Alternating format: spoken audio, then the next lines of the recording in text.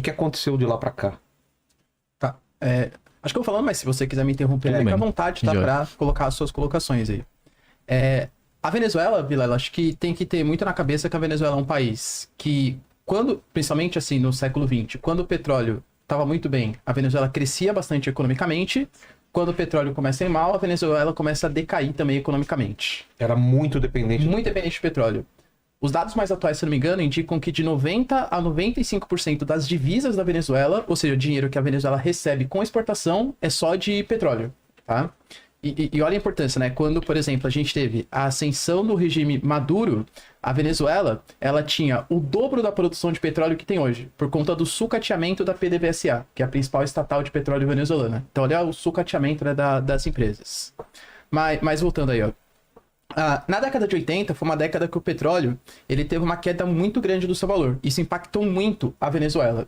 E essa queda foi por quê? O que estava acontecendo no mundo? Aí teria que voltar para a década de 70. A década de 70 foram anos que a gente teve duas crises do petróleo. A primeira crise do petróleo por conta da guerra do Yom Kippur, que é uma guerra Israel-Palestina. E em 79, uma guerra Irã-Iraque, que também causa o aumento do preço do petróleo.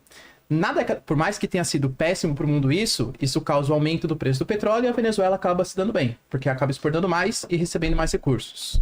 Na década de 80, a gente teve uma queda muito abrupta do preço do petróleo. E aí você começa a ter menos investimentos sociais, começa a ter um aumento da desigualdade, enfim, porque era um país que também tinha uma grande concentração de renda nas classes mais altas.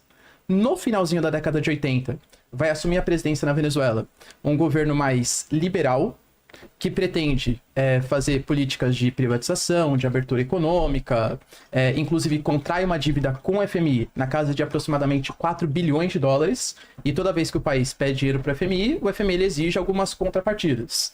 Então, privatização de serviços públicos, corte de gastos públicos, aumento da taxa de juros e por aí vai. Para quem tem um viés um pouco mais liberal, fala que isso é um remédio amargo num curto prazo, mas que a longo prazo é a medida assim, necessária para você superar a crise econômica. É mais ou menos o que o Milei está fazendo na Argentina hoje.